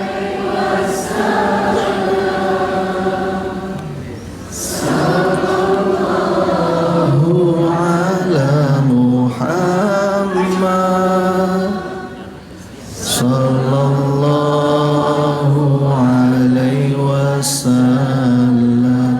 Mudah-mudahan ya Bapak Ibu kita bisa meniru akhlaknya Nabi, terutama sesuai dengan tema kita hari ini dalam berinteraksi dengan pasangan, dengan keluarga, dengan anak. Dan semoga Allah tuntun kita di setiap gerak langkah kehidupan. Amin. Oke, silakan Ustadz Amin. Mungkin ada 2-3 pertanyaan maksimal ya. Tanyanya ke Ustadz Ridho ya Bu ya. Assalamualaikum warahmatullahi wabarakatuh. Waalaikumsalam warahmatullahi Allah wabarakatuh. khair Ustaz ilmunya. Waalaikum. Begini Ustaz, di ayat tadi An-Nisa ayat yang 19 Ustaz yang terakhirnya, maka bersabarlah karena boleh jadi kamu tidak menyukai sesuatu padahal Allah menjadikan kebaikan yang banyak padanya. Nah, bagaimana kalau perkaranya begini Ustaz? Kita tidak suka karena ada alasannya Ustaz ya. Pasangan kita lalai dalam sholat, terus jauh dari syariat Islam, itu bagaimana Ustaz? Oke. Belajarlah. Nah, jadi ayatnya ini kembali ke diri kita. Maksudnya ketika pasangan jadi ujian, mau nggak mau, suka nggak suka, kita dipaksa sama Allah untuk beribadah lebih banyak. Betul ya? Tirakatnya lebih panjang, sujud dan doanya lebih dalam. Betul ya? Nah, itu kebaikannya. Jadi ayat itu ke diri kita. Kayak contoh, ini berkaitan sama pertanyaan yang di tangan saya ini. Ya, nanti saya sambungkan dengan pertanyaan Bunda, jadi 2 pertanyaan sekaligus karena relate banget. Ini pertanyaan dari seorang istri yang suaminya jadi ujian. Kecewa, sedih, ya. Kemudian melakukan satu kesalahan, sebuah dosa. Yang akhirnya istrinya, ya sudahlah, saya pengen fokus memperbaiki diri saya, memperbaiki pelayanan saya sama suami di dalam rumah dan meluruskan kembali niat-niat saya. Apakah salah? Nah, apakah salah perilaku dengan cara seperti itu? Berarti kan POV-nya diri sendiri, sudut pandangnya. Maka jawabannya tidak. Nah, kalau misalkan kita masih fokus sama, tapi Ustadz suami saya gak mau sholat, bla bla bla dan lain sebagainya. Kata tapi bikin capek. Kata tapi bikin capek. Jadi kurangin kata tapinya. Kenapa? Saya kasih rumus sederhana begini. Bunda semua yang dirahmati Allah dan ayahanda sekalian, kita tidak akan dihisab oleh Allah tentang sikap, ucapan, perilaku orang kepada kita. Dan kita hanya akan dihisab oleh Allah tentang sikap, ucapan, perilaku kita kepada orang lain. Jadi ayat tadi itu menuntun kita untuk bersabar dengan kekurangan pasangan, kemaksiatan yang dia lakukan, bukan berarti mentolerir, bukan. Tapi menunggu datangnya pertolongan Allah. Oke? Pertolongan Allah secara umum bisa dalam 2 hal. 1, pasangan kita dirubah jadi lebih baik lagi dari versi dia sebelumnya. Atau kedua, diganti. Nanti dulu, giliran ngomong diganti hebring ya. Diganti di sini 1, bisa jadi dia tetap jadi pasangan kita, tapi kesabaran dan keistiqomahan ibadah kita selama ini Allah ganti surga. Itu yang pertama. Yang kedua, Allah ganti orangnya. Nah, ini kenapa jadi opsi terakhir yang saya sebutkan, biar kita tidak berpikir masalah dikit ganti, masalah dikit ganti. Pertanyaannya, apakah kita sudah naik kelas dengan ujian yang kita rasakan, atau jangan-jangan dipaksa ganti justru remedial? Nah itu kan, kita nggak pernah tahu. Makanya POV-nya diri kita. Dengan kekurangan suami akhirnya makin nikmat ibadahnya. Dengan kekurangan suami makin dalam dan panjang sujudnya. Betul? Nah itu jadi kebaikan buat kita bunda. Itu maksudnya. Dan berkaitan dengan pertanyaan ini, apakah salah? Jawabannya tidak. Kenapa? Kita nggak pernah bisa memaksa orang untuk selalu baik. Dan kita nggak bisa memaksa orang untuk menjadi baik. Maka perbaiki dulu diri kita, jadilah solih dan solihah sebagai hamba Allah. Selebihnya biar Allah yang ngatur. Bunda, lihat ya ayatnya. Setelah ayat wasta'inu bisobri wasolah, itu ada lanjutan kalimat inna lillahi wa inna ilaihi rajiun. Betul? Kenapa? Allah paksa kita buat sabar, ya, dan Allah paksa kita untuk tunduk pada setiap aturan yang Allah aturkan untuk kita. Saya lupa, ada seseorang yang mengatakan, dan ini adalah orang alim, ya, beliau mengatakan bahwa ya Allah, dulu saya terbiasa mengatur hidup saya sendiri, semuanya berantakan, maka hari ini saya tunduk pada setiap aturanmu, maka aturlah sesuai dengan apa yang kau kehendaki. Itu namanya menerima, belajar menerima takdir Allah. Ada dalilnya enggak? Ada.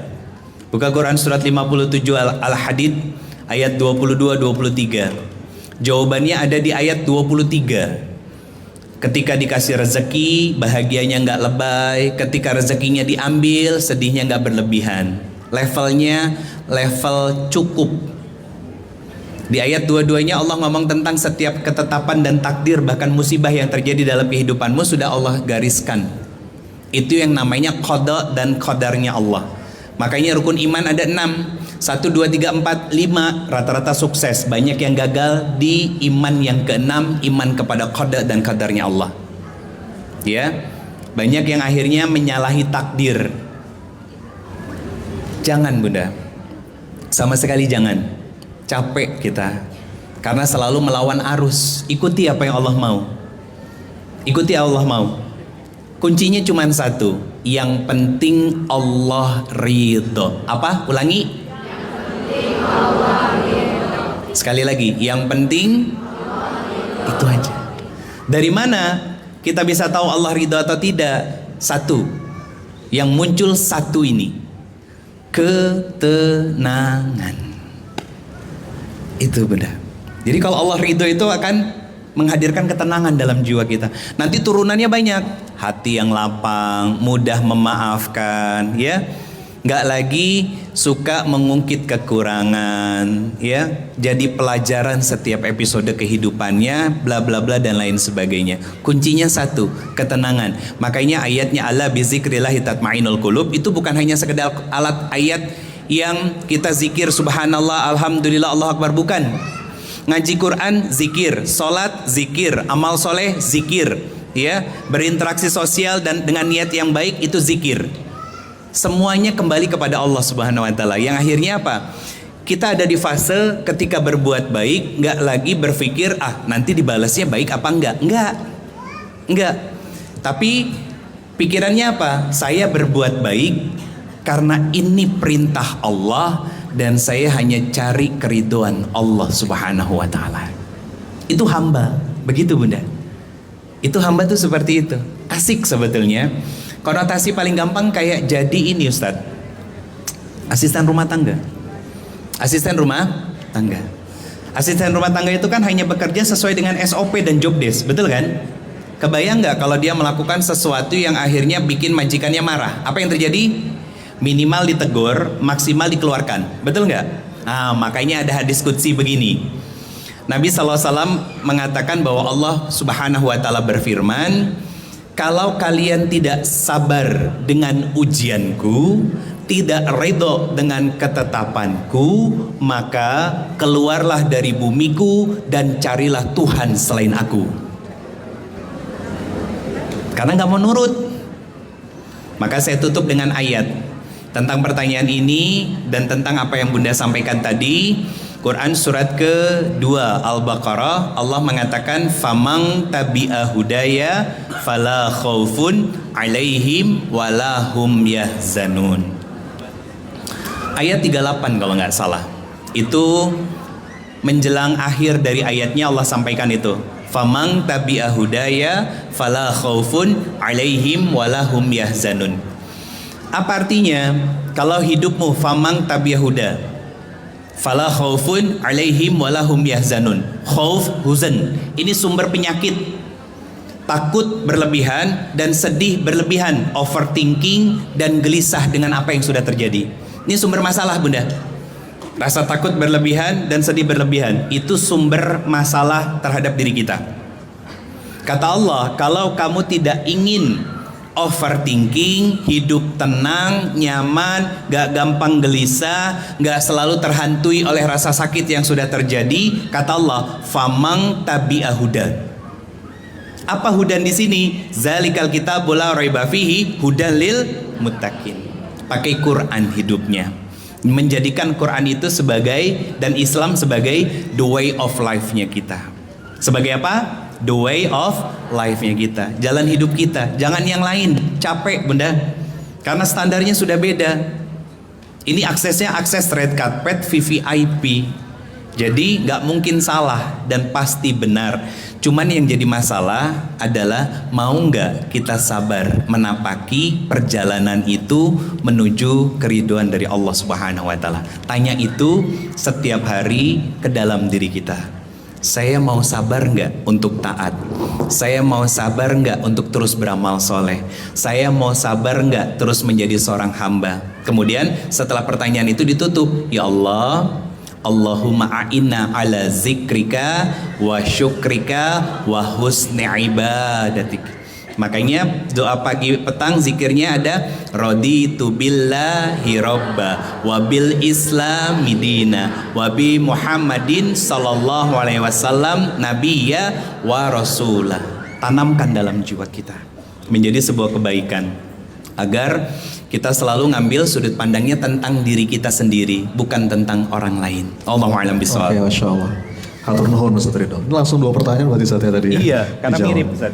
Jadi kalau boleh saya nambahin dikit ya Bapak Ibu. Pengalaman saya 15 tahun jadi life coach itu, saya tuh menyadari salah satu skill penting yang perlu dimiliki oleh setiap kita ya, termasuk dalam konteks kita dalam rumah tangga, itu kemampuan untuk bisa pulih atau self healing skill. Coba diulang Bu, apa? Tadi apa yang Ustadz Ridho sampaikan itu upaya untuk kita bisa pulih. Karena yang namanya masalah, kita akan ketemu beberapa keadaan yang mungkin gak sesuai dengan apa yang kita inginkan. Betul Bu? Gak mungkin keadaan itu selalu cocok dengan apa yang kita inginkan. Ada masanya gak sesuai dengan harapan. Watil kal ayyamu nudawiluha bainan nas. Kadang enak, kadang gak enak. Kadang cocok, kadang gak cocok. Kadang mendapatkan, kadang kehilangan. Kadang sehat, kadang sakit. Kadang di atas, kadang di bawah. Itu bagian dari kewajaran hidup. Makanya kata Imam Asy-Syafi'i ada sebuah syair yang itu indah banget. Beliau bilang, da'il ayyama taf'alu ma tasha'u wa tib nafsan idza hakamal qada'u wala tajza' li nazilatil layali fama li hawadithid dunya baqa'u. Biarkan hari-hari itu bertingkah, nyamankanlah jiwamu ketika takdir Allah itu datang. Tadi itu ya, punya hati yang ridho. Kita berhenti memaksa bahwa hidup itu seakan-akan harus sesuai dengan apa yang kita inginkan. Dan ini butuh dilatih Bu. Ini butuh dilatih. Itulah kenapa saya juga ngajak nih buat Bapak Ibu sekalian, saya akhir Juli ini itu secara khusus bikin kelas online judulnya Let It Flow. Kita 40 hari latihan jiwa untuk bisa melepaskan segala sumbatan batin. Karena masih ingat ya, rumus untuk bisa berubah dalam hal apapun itu selalu melewati satu pintu penting yang namanya berdamai. Berdamai itu pintu gerbang paling awal sebelum kita berubah dan berbenah ya. Saya mengundang bagi Bapak Ibu yang mau ikut secara khusus intensif, pendekatannya mentorship ya bareng saya selama 40 hari. Nanti infonya ada di depan. Judul kelasnya Let It Flow Therapy. Nah, mudah-mudahan dari hari ke hari kita bisa jadi hamba yang semakin baik. Amin. Apa-apa yang kita tahu itu meresap ke dalam jiwa, menggugah diri kita dan mengubah hati kita. Mohon izin Bapak Ibu, boleh kita tutup dengan doa? Sebagaimana yang sering saya sampaikan Bu, Pak, momentum yang paling penting kalau kita hadir di majelis ilmu itu ketika doa. Ya. Saya sering tanya, Bapak Ibu kalau lagi di Madinah, lagi umroh atau lagi haji, tempat apa yang paling diincar biasanya? Raudhah. Kenapa? Coba saya mau nanya, kenapa ibu ngincar Raudhah? Kenapa? Mustajab. Oh Ustadz, karena kalau doa di dalam Raudhah itu mustajab. Padahal Bapak Ibu, kata para ulama, ada yang dekat. Majelis ilmu juga Raudhah min Riyadil Jannah. Makanya Bu, kalau doa di majelis ilmu itu powernya beda. Saya sering bilang begini ya, kalau Bapak Ibu datang ke majelis ilmu, sesi yang mestinya paling ditunggu-tunggu itu bahkan bukan materinya, tapi apa? Sesi doanya. Pak Bu, datang ke majelis ilmu itu ya, duduknya aja, itu dijamin dapat rahmatnya Allah. Perkara apakah Bapak Ibu mau dengerin atau enggak kek, mau ngerti apa enggak kek, duduknya aja, kata Nabi dalam sebuah riwayat, itu dijamin dapat rahmatnya Allah. Makanya mudah-mudahan Allah curahkan ijabah dalam pertemuan ini, amin. Yuk kita angkat tangannya, yuk kita hadirkan hatinya Bapak Ibu. Beberapa menit menjelang azan zuhur ini, di rumahnya Allah ini, semoga Allah kasih kepada kita sakinah. Ada hadis yang sangat indah, bu, kata Nabi, majtama'a qaumun fi baiti min buyutillah yatluna kitab Allah wa yatadarasunahu bainahum illa nazzalat alaihimus sakinah wa ghasyiyatuhumur rahmah wa khaffathumul malaikah wa dzakarahumullahu fi man indah. Artinya kalau kita ngumpul di rumahnya Allah, saling ingat mengingatkan dalam kebaikan, maka tercurah-curah sakinah dan rahmat, dan doa kita diijabah. Ayo angkat tangannya, hadirkan hatinya. Istighfar dulu 3 kali Bapak Ibu. Astagfirullah. Salawat kepada Nabi. Allahumma salli wa sallim wa barik ala Muhammad wa ala alihi wa ashabihi ajmain.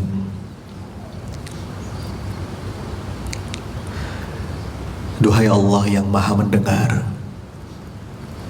sepelan apapun doa kami. Duhai Allah yang maha menata pertemuan kami hari ini. Ya Rob, kami datang ke sini gak ada niat lain kecuali ingin belajar jadi hamba yang semakin baik. Maka ya Allah, catatkan siapapun yang hadir pada hari ini menjadi hamba-hamba yang Kau cintai. Ya Rob, catatkan siapapun yang hadir pada hari ini, tiap langkahnya jadi penggugur dosa. Ya Allah, Engkau janjikan majelis ilmu adalah saat mustajabnya doa. Maka kabulkan doa kami. Ya Allah, jika ada di antara kami yang sedang sempit, lapangkan. Ya Allah, kalau ada di antara kami yang sedang merasa sulit, mudahkan urusannya ya Allah. Mungkin ada di antara kami yang sedang berat, apapun judul persoalannya, ringankan, kuatkan pundaknya, berikan jalan keluar ya Allah. Ya Allah, kalau ada di antara kami di sini yang sedang sakit, lahir atau batinnya, pulihkan ya Rabb. Ya Allah, jadikan pasangan kami, anak keturunan kami soleh, solehah. Rabbana hablana min azwajina wa zurriyatina qurrata a'yun waj'alna lil muttaqina imama. Ya Allah, jika ada di antara kami yang masih terlilit hutang, lunaskan ya Rabb. Jangan biarkan kami wafat dengan meninggalkan banyak hutang. Duhai Allah, undang kami semua yang ada di sini untuk bisa merasakan wukuf di Arafah-Mu ya Allah. Untuk bisa duduk bersimpuh di masjid Nabi-Mu, bersujud langsung di depan Ka'bah-Mu, lagi dan lagi bersama orang-orang yang kami cintai. Bapak Ibu, saya berikan kesempatan, silakan doa masing-masing. Silakan Bapak Ibu, apapun yang terlintas di pikiran. Saya nggak tahu, mungkin Anda punya masalah, Anda mungkin punya hajat yang merasa butuh ditolong Allah. Ayo Pak Bu, minta yang baik-baik sekarang. Apapun yang sedang keingetan, Silakan saya aminkan. Amin ya Rabb. Amin. Minta dikasih ketenangan, minta dibuka jalan keluar. Kapan terakhir kali kita curhat sama Allah, Bapak Ibu? Demi Allah, ini saat mustajabnya doa. Amin ya Rabb. Amin ya Allah. Amin ya Allah. Kami semua pendosa ya Rabb, ampuni kami. Allahumma inna nas'aluka taubatan nasuha wa taubatan qablal maut. Ya Allah, berikan kami kesempatan taubat sebelum Engkau panggil kami nanti. Allahumma inna nas'aluka al-husnil khatimah wa na'udzubika min su'il khatimah. Ya Allah, jika tiba saatnya nanti, wafatkan kami dalam keadaan yang baik. Kami wafat dalam keadaan taat ya Rabb. Kami wafat dalam keadaan pasangan kami ridho kepada kami, anak-anak kami ridho, dan Engkau pun ridho kepada hamba.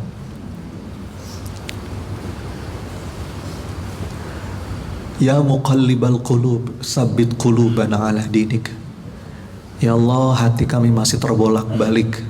Tuntun sisa umur kami.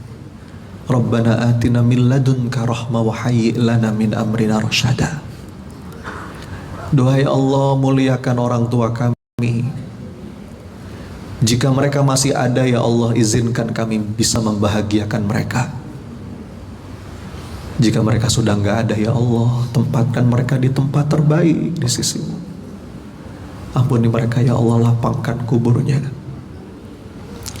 Rabbana ighfir lana wa liwalidina warhamhuma kama rabbayana shighara. Ya Allah, terima ibadah kami, salat kami, ruku sujud kami, tilawah kami, sedekah kami. Hadirnya kami di majelis ini menjadi amal yang Kau ridhoi.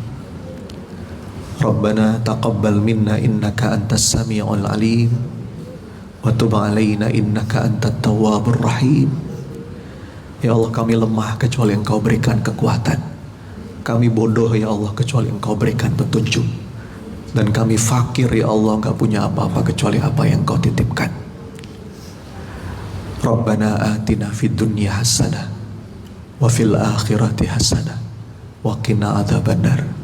Ya Allah, kasih kami kebaikan, kebahagiaan, kelapangan, keberkahan dunia dan akhirat. Rabbana wa taqabbal du'a ya sami'at du'a. Amin amin ya rabbal alamin. Walhamdulillahi rabbil alamin.